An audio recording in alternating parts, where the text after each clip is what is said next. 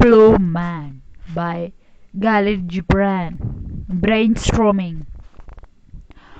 Work is often looked upon as burden, but it is the work which keeps us fit and alert. Love what you do, and then perfection sets in.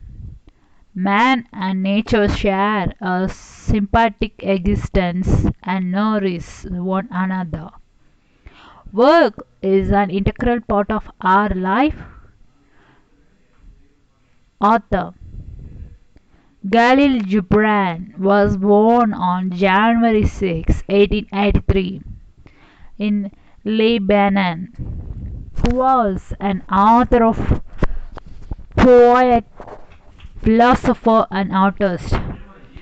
His poetry is notable for its use of informal language and insight on topics of life using spiritual terms. Khalil Gibran grew up in region of Lebanon. During his youth, he didn't receive any formal schooling since his family was poor, but he was visited regularly by priests who taught him about the Bible and Arabic languages. He immigrated to the United States with his mother. He was an artist and encouraged by his teacher.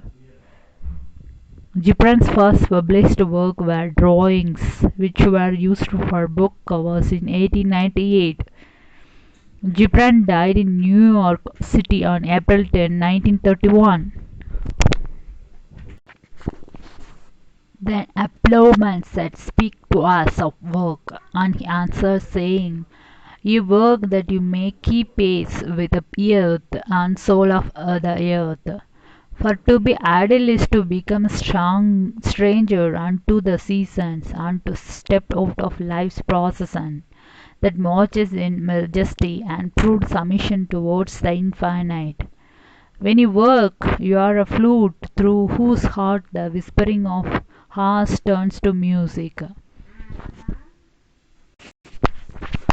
Always you have been told that work is a curse and labor misfortune. But I say to you that when you work, you fulfill a part of earth's furthest dream.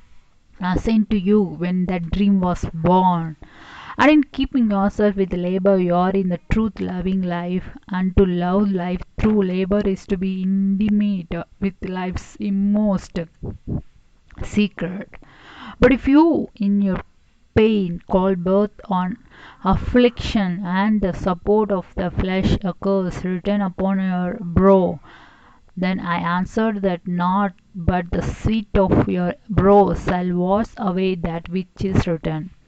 You have been told always life is darkness, and in your weariness you echo what was said by the weary.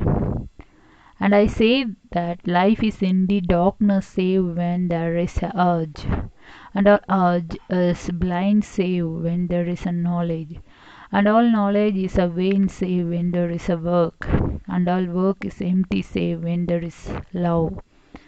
And when you work with love, you blind yourself to yourself, unto one another, unto God.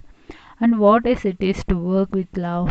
It is to weave the cloth with threads down from your heart. Even if your beloved were to wear that cloth, it is built a house with affection, even as if your beloved were to dwell in that house. It is to sow seeds with tenderness and reap the harvest with joy, even as if your beloved were to eat the fruit. It is to charge all things you passion with the breath of your own spirit, and to know that all the blessed deed are standing about you and watching.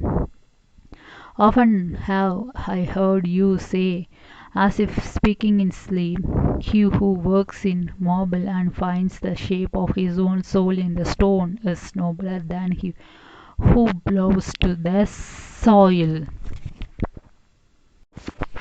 And he who seizes the rainbow to lay it on a cloth in the likeness of man is more than he who makes the scandals for our feet. But I say not in sleep, but in the wakefulness of noontide, that the wind speaks not more sweetly to the giant oaks than to the least of all blots of grace. And he alone is great who turns the voice of the wind into the song made sweeter by his own loving. Work is love made visible, and if you can't work with love but only with the distate, it is better that you should leave your work and sit at the gate of the temple and take alms of those who work with joy. But if you bake bread with indifference, you bake a bitter bread that feed but half man's hunger.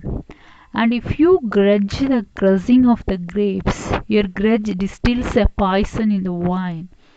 And if you sing thou as angel and love not the singing, you muffle man's ears to the voices of the day and the voices of the night.